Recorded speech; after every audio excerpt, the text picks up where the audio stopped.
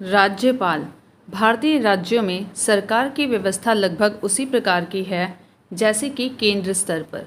संविधान के भाग 6 के अंतर्गत अध्याय 2 में अनुच्छेद 153 से अनुच्छेद 167 तक राज्य कार्यपालिका के संबंध में उल्लेख है।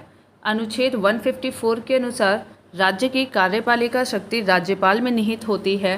अनुच्छेद 153 के अनुसार प्रत्येक राज्य के लिए एक राज्यपाल होता है, लेकिन 7वें संविधान संशोधन अधिनियम 1956 से ही एक ही व्यक्ति को 2 या अधिक राज्यों का राज्यपाल भी नियुक्त किया जा सकता है। संविधान के अनुच्छेद 155 के तहत राज्य के राज्यपाल की नियुक्ति भारत के राष्ट्रपति द्वारा की जाती है। सामान्यतः राज्यपाल का कार्यकाल पद ग्रहण से 5 वर्ष की अवधि के लिए होता है। अनुच्छेद 156(1) के तहत राज्यपाल राष्ट्रपति के पश्चात पर्यंत अपना पद धारण करता है। अनुच्छेद 156(2) के तहत राज्यपाल राष्ट्रपति को संबोधित अपने हस्ताक्षर सहित लेख द्वारा अपना पद त्याग कर सकता है। अनुच्छेद 157 के अनुसार राज्यपाल पद के लिए अर्हताएं हैं। पहला, वह भारत का नागरिक हो। दूसरा, वह 35 वर्ष की आयु पूरी कर चुका हो। अनुच्छेद 166 के तहत राज्य सरकार के सभी कार्यकारी कार्य औपचारिक रूप से राज्यपाल के नाम पर होते हैं। अनुच्छेद 202(3) क के अनुसार राज्यपाल की उपलब्धियां, भत्ते तथा उसके पद से संबंधित अन्य व्यय राज्य की संचित निधि पर आधारित होते हैं। इसे याद रखिएगा, राज्य की संचित निधि पर आधारित होते हैं। संविधान के अनुच्छेद 164(1) के अनुसार मुख्यमंत्री की नियुक्ति राज्यपाल द्वारा की जाएगी तथा अन्य मंत्रियों की नियुक्ति राज्यपाल मुख्यमंत्री की सलाह पर करेगा। अनुच्छेद 239 क 5 के अनुसार संघ राज्य क्षेत्र दिल्ली के मुख्यमंत्री की नियुक्ति राष्ट्रपति द्वारा की जाती है।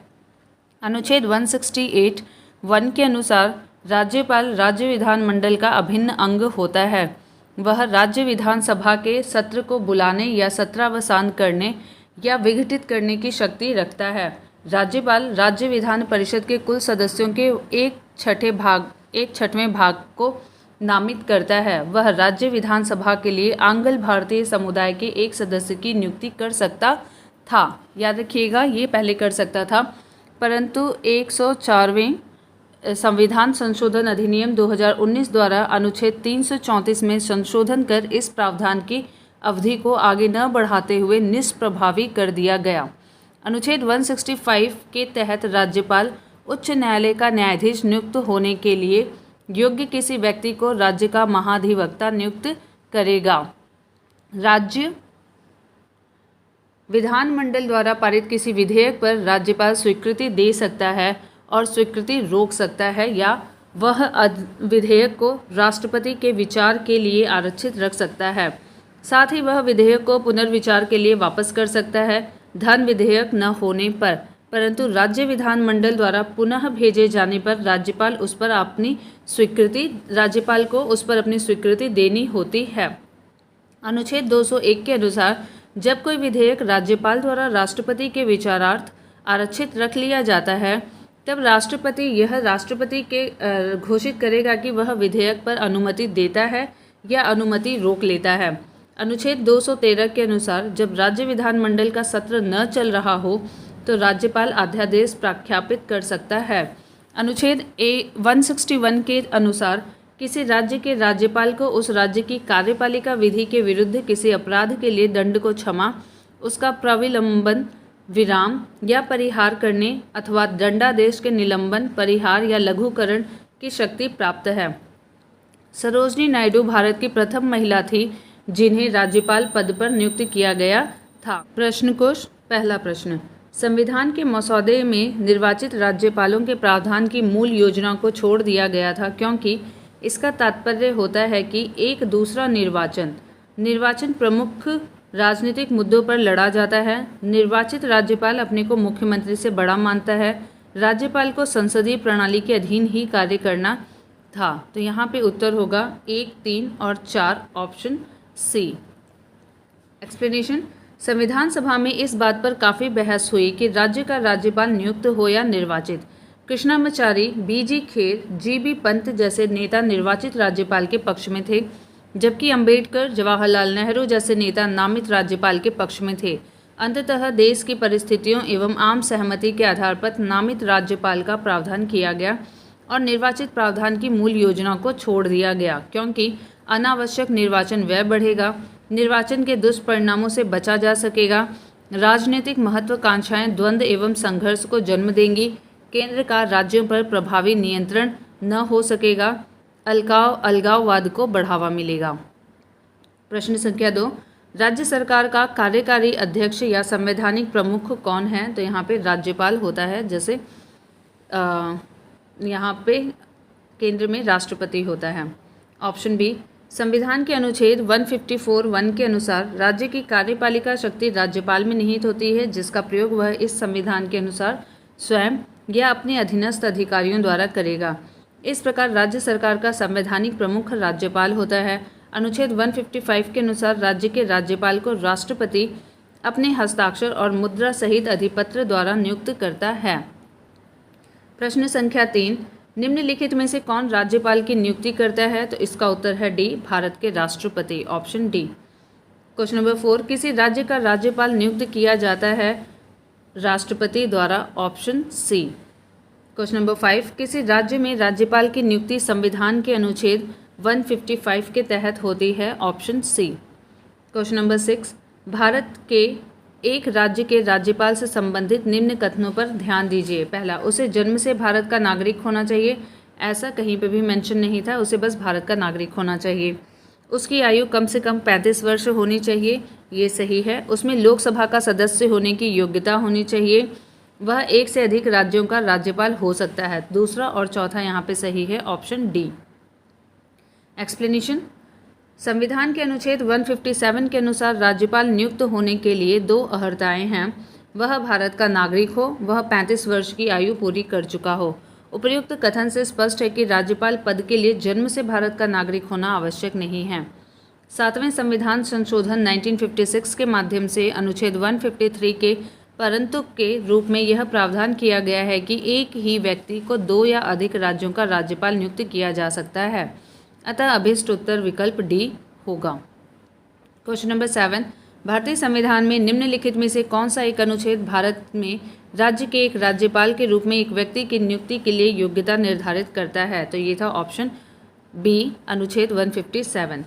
क्वेश्चन नंबर 8, निम्न पर विचार कीजिए, नीचे दिए गए कूटों का प्रयोग करते हुए सही उत्तर का चयन कीजिए। पहला, राज्यपाल अपना पद ग्रहण करने से पूर्व शपथ लेगा या प्रतिज्ञान करेगा, सही है। शपथ या प्रतिज्ञान का प्रारूप भारतीय संविधान की 3री अनुसूची में है, ये नहीं सही है।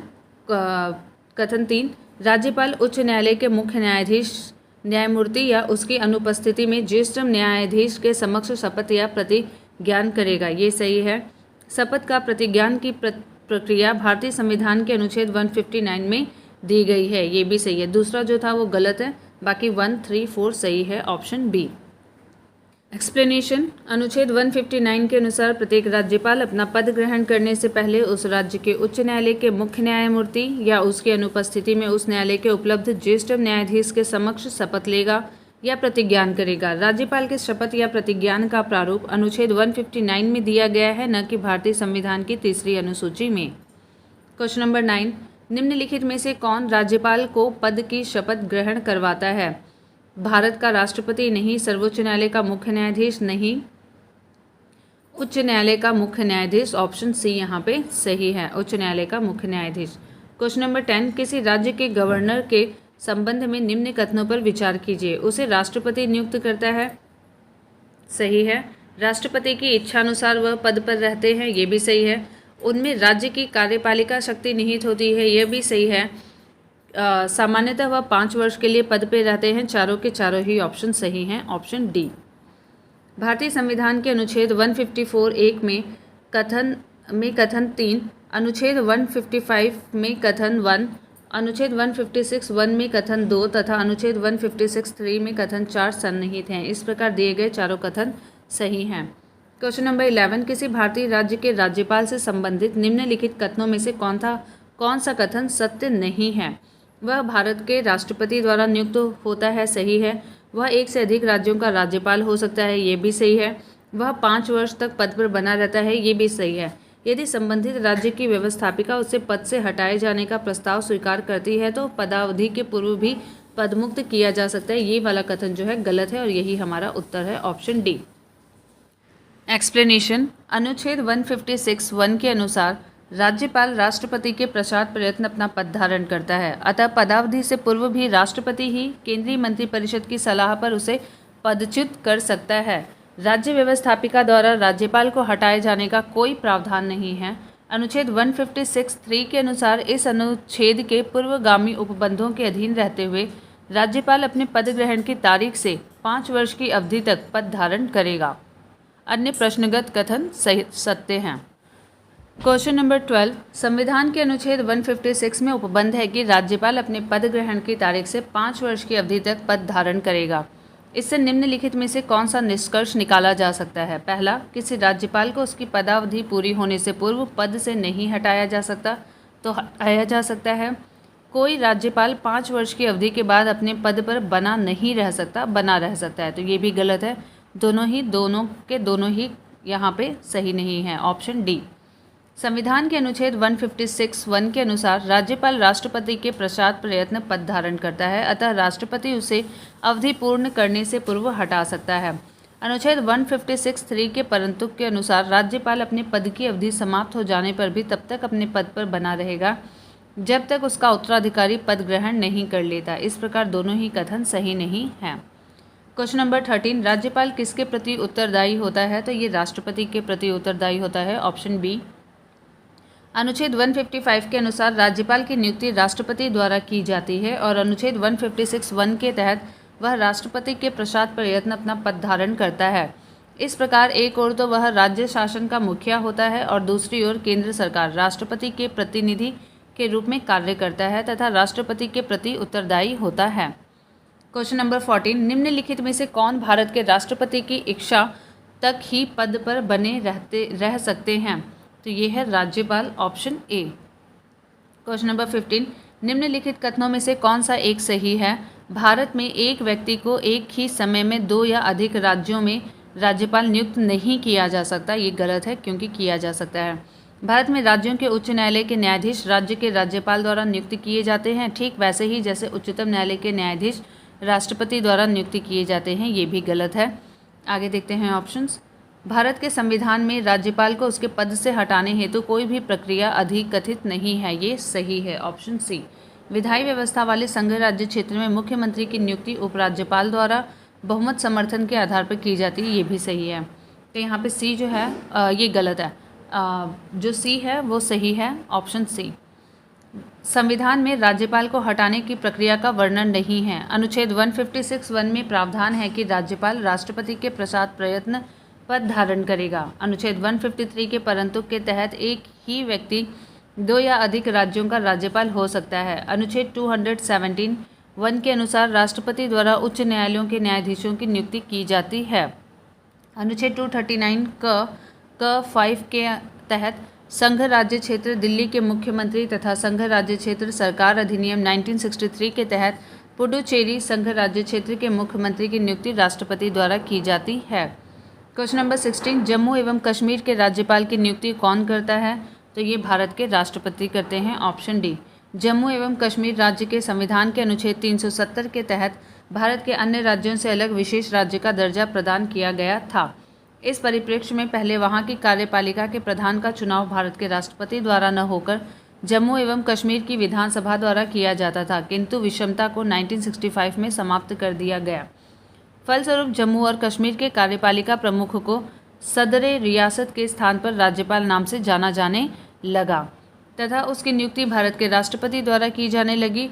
जम्मू एवं कश्मीर पुनर्गठन अधिनियम 2019 के तहत 31 अक्टूबर 2019 से जम्मू कश्मीर राज्य को 2 संघ राज्य क्षेत्रों जम्मू एवं कश्मीर तथा लद्दाख के रूप में पुनर्गठित कर वहां उपराज्यपालों का प्रावधान किया गया है, जिसकी नियुक्ति राष्ट्रपति द्वारा की जाती है।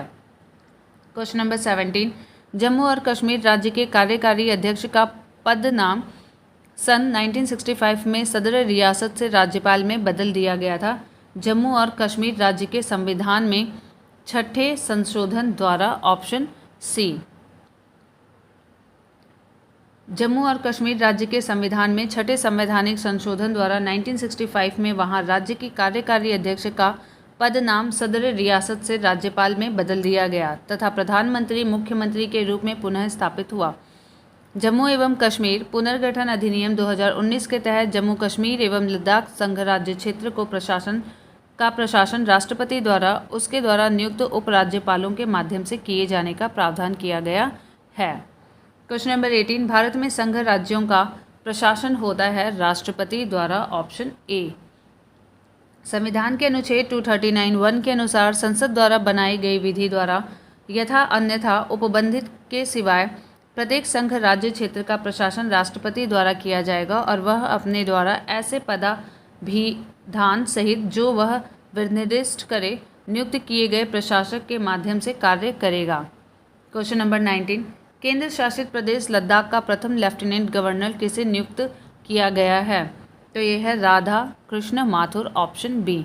संघ राज्य क्षेत्र लद्दाख के प्रथम लेफ्टिनेंट गवर्नर उपराज्यपाल के रूप में 31 अक्टूबर 2019 को पूर्व मुख्य सूचना आयुक्त राधा कृष्ण माथुर को नियुक्त किया गया है। क्वेश्चन नंबर 20, राज्यपाल के वेतन और भत्ते दिए जाते हैं कंसोलिडेटेड फंड ऑफ स्टेट राज्य की संचित निधि से। राज्यपाल की परिलब्धियां भत्ते उसके पद से संबंधित अन्य व्यय राज्य की संचित निधि कंसोलिडेटेड फंड ऑफ स्टेट पर भारित होते हैं अनुच्छेद 202(3) क के तहत। क्वेश्चन नंबर 21, जब एक ही व्यक्ति को 2 या अधिक राज्यों का राज्यपाल नियुक्त किया जाता है तो उस राज्यपाल को संदेह उपलब्धियां और भत्ते होंगे राज्यपाल की व्यक्ति इच्छानुसार, राष्ट्रपति के निर्णयानुसार, आगे हैं गृह मंत्रालय के निर्णयानुसार, डी उन राज्यों के बीच ऐसे अनुपात में आवंटित किया जाएगा जैसे राष्ट्रपति आदेश द्वारा अवधारित करे। ऑप्शन डी यहाँ पे सही है। भारतीय संविधान के भाग 6 के तहत अनुच्छेद 158(3) क के अंतर्गत यह प्रावधान किया गया है कि जब एक ही व्यक्ति 2 या अधिक राज्यों का राज्यपाल नियुक्त किया जाता है तो उसे संदेह उपलब्धियां और भत्ते उन राज्यों के बीच ऐसे अनुपात में आवंटित किए जाएंगे जैसा राष्ट्रपति आदेश द्वारा अवधारित करे। क्वेश्चन नंबर 22, निम्नलिखित में से कौन से किसी राज्य के राज्यपाल को दी गई विवेकाधीन शक्तियां हैं? पहला, भारत के राष्ट्रपति को राष्ट्रपति शासन अधिरोपित करने के लिए रिपोर्ट भेजना, सही है। मंत्रियों की नियुक्ति करना, नहीं। राज्य विधानमंडल द्वारा पारित कतिपय विधेयकों को भारत के राष्ट्रपति के विचार के लिए आरक्षित रखना। राज्य सरकार के कार्य संचालन के लिए नियम बनाना। पहला और तीसरा यहाँ पे सही है। Option B. संविधान के अनुच्छेद 356(1) के अनुसार यदि राष्ट्रपति का किसी राज्य के राज्यपाल से प्रतिवेदन रिपोर्ट मिलने पर या अन्यथा यह समाधान हो जाता है कि ऐसी स्थिति उत्पन्न हो गई है जिसमें उस राज्य का शासन इस संविधान के उपबंधों के अनुसार नहीं चलाया जा सकता, तो राष्ट्रपति द्वारा उस राज्य में राष्ट्रपति शासन लगाया जा सकता है। यह रिपोर्ट भेजना राज्यपाल की विवेकाधीन शक्ति के अंतर्गत आता है। संविधान के अनुच्छेद 164(1) के अनुसार मंत्रियों की नियुक्ति राज्यपाल मुख्यमंत्री की सलाह पर करेगा, अतः यह राज्यपाल की विवेकाधीन शक्ति नहीं है। संविधान के अनुच्छेद 200 के अनुसार राज्य विधानमंडल द्वारा पारित विधेयक राज्यपाल के समक्ष प्रस्तुत किए जाने पर राज्यपाल उसे अनुमति दे सकता है या अनुमति रोक सकता है अथवा वह विधेयक को राष्ट्रपति के विचार हेतु आरक्षित कर सकता है। यह भी राज्यपाल की विवेकाधीन शक्ति है क्योंकि इसका प्रयोग वह राज्य मंत्रिमंडल की सलाह के बिना करता है। संविधान के अनुच्छेद 166(3) के अनुसार राज्यपाल अपने विवेकानुसार किए जाने वाले कार्य को छोड़कर राज्य सरकार के कार्य के सुचारू रूप से संचालन और इस हेतु मंत्रियों में कार्य के आवंटन के लिए नियम बनाएगा। अतः स्पष्ट है कि सर्वाधिक उपयुक्त उत्तर विकल्प बी है। अगला प्रश्न, क्वेश्चन नंबर 23, राज्य का राज्यपाल मंत्रिपरिषद के परामर्श से स्वतंत्र कार्य कर सकता है। विधानमंडल में सरकार को अपना बहुमत सिद्ध करने को कहने के लिए, मुख्यमंत्री को बर्खास्त करने के लिए, भारत के राष्ट्रपति के विचारार्थ किसी विधेयक को आरक्षित करने के लिए, विधायिका द्वारा पारित किसी विधेयक को पुनर्विचार हेतु वापस करने के लिए, उच्च न्यायालय का परामर्श मांगने के लिए। तो यहाँ पे पहला, दूसरा, तीसरा, चौथा, पहला, दूसरा, तीसरा, चौथा सही है, पांचवा नहीं। Option A. राज्य का राज्यपाल निम्नलिखित संदर्भों में अपने विवेकानुसार कार्य कर सकता है। पहला है विधानसभा में सरकार को अपना बहुमत सिद्ध करने को कहने के लिए, अल्पमत में आए मुख्यमंत्री को बर्खास्त करने के लिए, किसी विधेयक पर अनुमति देने, अनुमति रोकने अथवा भारत के राष्ट्रपति के विचारार्थ उस विधेयक को आरक्षित करने के लिए अनुच्छेद 200। चौथा, विधायिका द्वारा पारित किसी विधेयक को पुनर्विचार हेतु वापस करने के लिए अनुच्छेद 200 का परंतु। इनके अतिरिक्त राज्य में राष्ट्रपति शासन लगाने तथा विधानसभा के समय पूर्व विघटन जैसे कुछ अन्य संदर्भों में भी वह अपने विवेक का प्रयोग कर सकता है, तथापि उसे उच्च न्यायालय से परामर्श मांगने के लिए अधिकृत नहीं किया गया है। अतः विकल्प ए सही उत्तर होगा। क्वेश्चन नंबर 24, भारतीय संविधान के निम्न अनुच्छेदों में से किस के अधीन राज्यपाल राष्ट्रपति के विचार के लिए किसी विधेयक को आरक्षित रख सकता है? तो ये है ऑप्शन बी, अनुच्छेद 200। अनुच्छेद 200 के अनुसार राज्य विधानमंडल के दोनों सदनों से पारित विधेयक राज्यपाल के समक्ष प्रस्तुत किए जाने पर राज्यपाल उस पर अपनी सहमति देने या रोकने के अतिरिक्त विधेयक को राष्ट्रपति के विचारार्थ आरक्षित रख सकता है। अनुच्छेद 201 के अनुसार जब कोई विधेयक राज्यपाल द्वारा राष्ट्रपति के विचारार्थ आरक्षित रख लिया जाता है, तब राष्ट्रपति घोषित करेगा कि वह विधेयक पर अनुमति देता है या अनुमति रोक लेता है।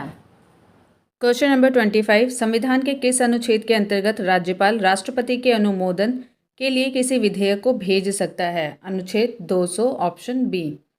क्वेश्चन नंबर 26, किसी विधेयक पर संवैधानिक उपबंध के तहत राज्यपाल की सिफारिश अपेक्षित थी, किंतु बिना राज्यपाल की सिफारिश उसे राजस्थान विधानसभा में पुनः स्थापित किया गया और उसने पारित करके राज्यपाल को भेज दिया। अब जहां राज्यपाल अनुमति देता है तो वह अधिनियम अविधि मान्य नहीं होगा। ऑप्शन ए यहाँ पे सही है।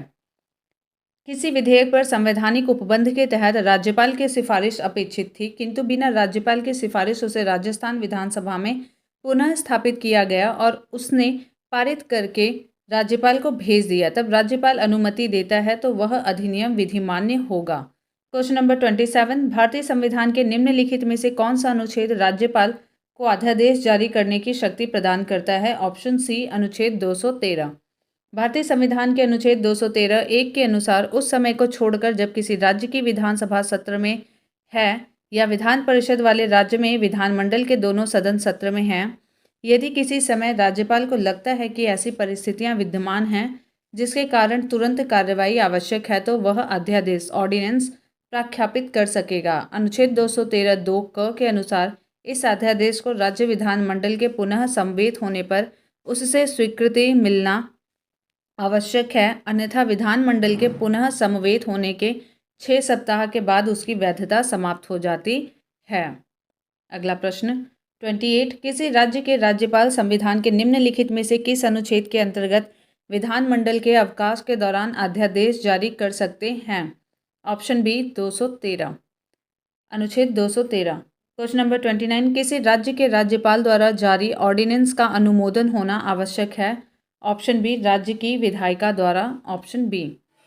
क्वेश्चन नंबर 30, भारतीय संविधान के किस अनुच्छेद के तहत राज्यपाल को विधानमंडल के विश्रांति काल में अध्यादेश प्रख्यापित करने की शक्ति प्राप्त है? तो ऑप्शन डी, 213, अनुच्छेद 213। क्वेश्चन नंबर 31, निम्न में से किसकी नियुक्ति राज्य का राज्यपाल नहीं करता है? मुख्यमंत्री की करता है, सदस्य लोक सेवा आयोग की करता है, उच्च न्यायालय के न्यायाधीश की नहीं करता, महाधिवक्ता की करता है। ऑप्शन सी जो है यहाँ पे सही उत्तर है। भारतीय संविधान के अनुच्छेद 217(1) के अनुसार उच्च न्यायालय के न्यायाधीशों की नियुक्ति राष्ट्रपति द्वारा की जाती है। याद रखिएगा, उच्च न्यायालय के न्यायाधीशों की नियुक्ति राष्ट्रपति द्वारा की जाती है, जबकि राज्य के मुख्यमंत्री की नियुक्ति राज्यपाल द्वारा की जाती है और राज्य लोक सेवा आयोग के सदस्यों महाधिवक्ता की नियुक्ति राज्यपाल द्वारा मुख्यमंत्री की सलाह पर की जाती है। क्वेश्चन नंबर 32, निम्नलिखित कथनों पर विचार कीजिए, नीचे दिए गए कोट से अपना उत्तर चुनिए। राज्यपाल को उच्च न्यायालय के न्यायाधीश की नियुक्ति का अधिकार नहीं है, ये कथन सही है। यहाँ पे राष्ट्रपति को है, वह विधानमंडल का हिस्सा नहीं है। उन्हें विधान परिषद में कुछ सदस्यों को मनोनीत करने का अधिकार है, ये भी सही है। उसके पास कोई न्यायिक शक्ति नहीं है, तो यहाँ पे पहला और तीसरा कथन सही है। राज्यपाल को उच्च न्यायालय के न्यायाधीश की नियुक्ति का अधिकार नहीं है, क्योंकि अनुच्छेद 217(1) के अनुसार उच्च न्यायालय के न्यायाधीशों की नियुक्ति राष्ट्रपति द्वारा की जाती है।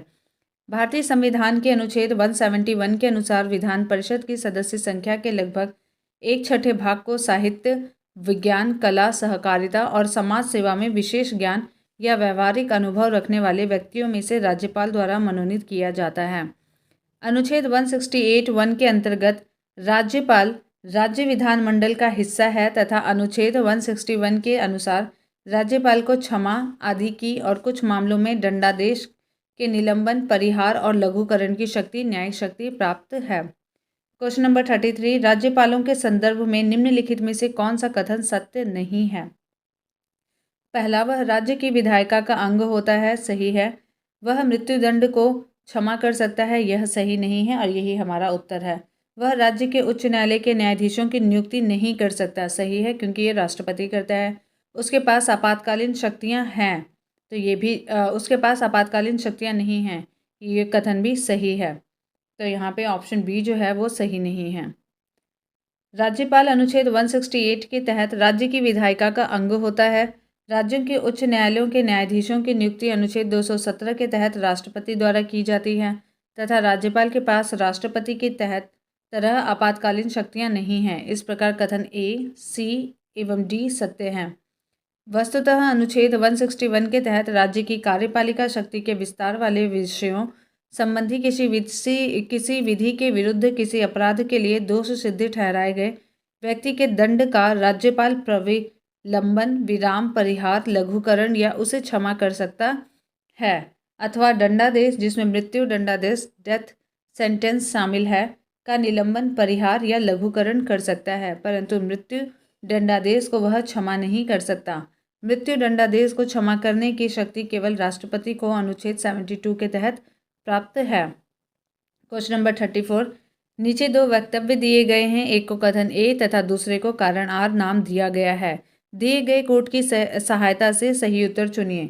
राष्ट्रपति राज्य और राज्यपालों पर उनके किसी भी कार्य के लिए न्यायालय में मुकदमा नहीं चलाया जा सकता, ये जो है गलत है। यहाँ पे कथन जो है वो गलत है। आइए आगे देखते हैं। कारण जो है, राष्ट्रपति पर महाभियोग चलाया जा सकता है और राज्यपालों को असंवैधानिक कृत्यों के करने पर पदच्युत किया जा सकता है। कारण जो है यहाँ पे सही है। तो यहाँ पे कथन जो था वो गलत था और कारण जो है वो सही है। ऑप्शन डी यहाँ पे सही उत्तर होगा। संविधान के अनुच्छेद 361(1) के तहत राष्ट्रपति या किसी राज्य के राज्यपाल को उनके द्वारा किए गए शासकीय कार्यों के लिए विधिक कार्यवाही से उन्मुक्ति प्राप्त है। अनुच्छेद 361(2) के अनुसार अपने कार्यकाल के दौरान राष्ट्रपति या राज्यपालों के विरुद्ध किसी भी न्यायालय में आपराधिक डांडिक मुकदमा नहीं चलाया जा सकता, परंतु अनुच्छेद 361(4) के प्रावधान के तहत उनके द्वारा व्यक्तिगत हैसियत से किए गए कार्य के संबंध में उनके विरुद्ध अनुतोष का दावा करने वाला दीवानी सिविल मुकदमा तत्संबंधी विस्तृत लिखित सूचना उन्हें या उनके कार्यालय में देने के 2 माह पश्चात चलाया जा सकता है। इस प्रकार प्रश्नगत कथन सही नहीं है, जबकि कारण संवैधानिक प्रावधानों के तहत सही है। अतः अभीष्ट उत्तर विकल्प डी है। क्वेश्चन नंबर 35, निम्नलिखित कथनों पर विचार कीजिए। किसी राज्य के राज्यपाल के विरुद्ध उसकी पदावधि के दौरान किसी न्यायालय में कोई दंडिक कार्रवाई संस्थित नहीं की जाएगी, यह कथन सही है। और किसी राज्य के राज्यपाल की परिलब्धियां और भत्ते उसकी पदावधि के दौरान कम नहीं किए जाएंगे, ये भी सही है। दोनों सही हैं, इसलिए ऑप्शन सी। कथन 1 संविधान के अनुच्छेद 361 के संदर्भ में तथा कथन 2 अनुच्छेद 158 के संदर्भ में सही है। अनुच्छेद 361 के खंड 2 में यह उपबंधित है कि राष्ट्रपति या राज्यपाल के विरुद्ध उसकी पदावधि के दौरान किसी न्यायालय में किसी भी प्रकार की दंडिक कार्यवाही संस्थिति नहीं की जाएगी या चालू नहीं रखी जाएगी। भारतीय संविधान का अनुच्छेद 158 राज्यपाल के पद के लिए शर्तें विषय से संबंधित है। इसके खंड 4 के प्रावधानों अनुसार राज्यपाल की उपलब्धियां और भत्ते उसकी पदावधि के दौरान कम नहीं किए जाएंगे। इस प्रकार प्रश्नगत दोनों कथन सही हैं। अगला प्रश्न, क्वेश्चन नंबर 36, निम्नलिखित में से क्या सत्य नहीं है? राष्ट्रपति या राज्यपाल को शासकीय कार्यों के लिए विधिक कार्यवाही से उन्मुक्ति है, तो ये सही है। कोई न्यायालय राज्यपाल के किसी कर्तव्य पालन के लिए विवश नहीं कर सकता, ये भी सही है। एक राज्यपाल को व्यक्तिगत कार्यों हेतु सिविल कार्यवाही लाने के लिए 2 मास की लिखित सूचना अवश्य देनी होगी, ये भी सही है। मंत्रियों द्वारा राष्ट्रपति या राज्यपाल को दिए गए सलाह को जांचने के लिए न्यायालय अधिकृत है। ये सही नहीं है और यही हमारा उत्तर है ऑप्शन डी। संविधान के अनुच्छेद 74(2) के अनुसार इस प्रश्न के किसी न्यायालय में जांच नहीं की जाएगी कि क्या मंत्री ने राष्ट्रपति को कोई सलाह दी और यदि दी तो क्या दी। ऐसी ही व्यवस्था राज्यपाल के संदर्भ में अनुच्छेद 163(3) में प्रदान की गई है। अन्य सभी विकल्प के कथन सही हैं। क्वेश्चन नंबर 37, भारत के संविधान में निम्न में से किसके विरुद्ध अभियोग चलाने का प्रावधान नहीं है। तो यहाँ पे राज्य के राज्यपाल के विरुद्ध, ऑप्शन बी। राज्य के राज्यपाल राष्ट्रपति के प्रसाद प्रयत्न अर्थात जब तक राष्ट्रपति की संवैधानिक इच्छा है पद धारण करते हैं, जबकि राष्ट्रपति, उपराष्ट्रपति एवं भारत के मुख्य न्यायाधीश को पदावधि से पूर्व हटाने के लिए संसद में अभियोग चलाना या निर्धारित प्रक्रिया अनुसार संकल्प पारित करना आवश्यक है। क्वेश्चन नंबर 38, भारत में किसी राज्य के राज्यपाल बनने वाली पहली महिला सरोजिनी नायडू हैं, ऑप्शन सी। सरोजिनी नायडू भारत की प्रथम महिला हैं जिन्हें राज्यपाल पद पर नियुक्त किया गया। वह 15 अगस्त 1947 से 2 मार्च 1949 तक उत्तर प्रदेश तत्कालीन संयुक्त प्रांत की राज्यपाल रही थी। क्वेश्चन नंबर 39, निम्नलिखित में से कौन स्वतंत्र भारत के किसी राज्य के सर्वप्रथम महिला राज्यपाल बनी। तो ये थी सरोजिनी नायडू, ऑप्शन ए। अगला प्रश्न, क्वेश्चन नंबर 40, प्रतिवर्ष 13 फरवरी को महिला दिवस मनाया जाता है स्मृति में सरोजिनी नायडू के, ऑप्शन सी। प्रतिवर्ष 13 फरवरी को सरोजिनी नायडू की स्मृति में राष्ट्रीय महिला दिवस मनाया जाता है। सरोजिनी नायडू का जन्म 13 फरवरी 1879 को हुआ था। वे भारत के किसी राज्य की राज्यपाल बनने वाली पहली महिला थीं। क्वेश्चन नंबर 41, पश्चिम बंगाल की प्रथम महिला राज्यपाल कौन थी। तो वो पद्मजा नायडू थी, ऑप्शन बी।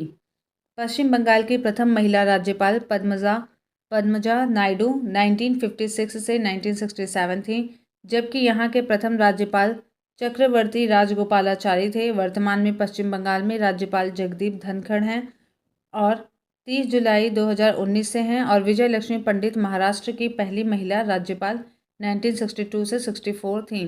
अभी आप बताएंगे करंट में पश्चिम बंगाल के राज्यपाल कौन है, क्योंकि ये जो जगदीप धनखड़ हैं इनकी भी आप करंट की पोस्ट बताएंगे कि इन्होंने भी अभी करंट में कौन सी पोस्ट ली है। क्वेश्चन नंबर 42, मध्य प्रदेश के निम्नलिखित राज्यपालों में से कौन हरियाणा के मुख्यमंत्री रहे हैं। तो ये हैं doctor Bhagwat Dayal Sharma, option D. Doctor Bhagwat Dayal Sharma Haryana राज्य के पहले मुख्यमंत्री 1966-67 में रहे थे। वे 1980 से 1984 के दौरान मध्य प्रदेश के राज्यपाल रहे थे। वे उड़ीसा के भी राज्यपाल 1977 से 1980 तक रहे थे। क्वेश्चन नंबर 43, राजस्थान के राज्यपाल जिन्हें बर्खास्त किया गया था रघुकुल तिलक थे, ऑप्शन बी। रघुकुल तिलक थे। भारत में सर्वप्रथम बर्खास्त किए गए राज्यपाल तमिलनाडु के राज्यपाल प्रभुदास पटवारी थे, जिन्हें अक्टूबर 1980 में बर्खास्त किया गया था। अगस्त 1981 में राजस्थान के राज्यपाल रघुकुल तिलक को बर्खास्त किया गया था, जो कि राजस्थान के ऐसे पहले राज्यपाल थे। क्वेश्चन नंबर 44, निम्नलिखित में से किस एक का यह सुझाव था कि राज्यपाल को उस राज्य के बाहर का एक प्रतिष्ठित व्यक्ति होना चाहिए और उसे एक ऐसा तटस्थ व्यक्ति होना चाहिए जिसके गहन राजनीतिक जुड़ाव न हो या उसने हाल के पिछले वर्षों में राजनीति में भाग नहीं लिया हो। तो ये है सरकारिया आयोग 1983 का ये सुझाव था, ऑप्शन सी। सरकारिया आयोग ने यह अनुशंसा की थी कि राज्यपाल को उस राज्य के बाहर का प्रतिष्ठित व्यक्ति होना चाहिए और उसे एक ऐसा तटस्थ व्यक्ति होना चाहिए जिसे गहन राजनीतिक जुड़ाव न हो या उसने हाल के पिछले वर्षों में राजनीति में भाग नहीं लिया हो। ध्यातव्य है कि बदलते हुए सामाजिक आर्थिक परिदृश्य में केंद्र और राज्यों के मध्य मौजूद व्यवस्थाओं की कार्यप्रणाली की समीक्षा की दृष्टि से भारत सरकार ने 9 जून 1983 को न्यायमूर्ति R.S. सरकारिया की अध्यक्षता में, अन्य सदस्य थे इसमें B. शिवरामन एवं डॉक्टर S.R. सेन, एक आयोग गठित किया था।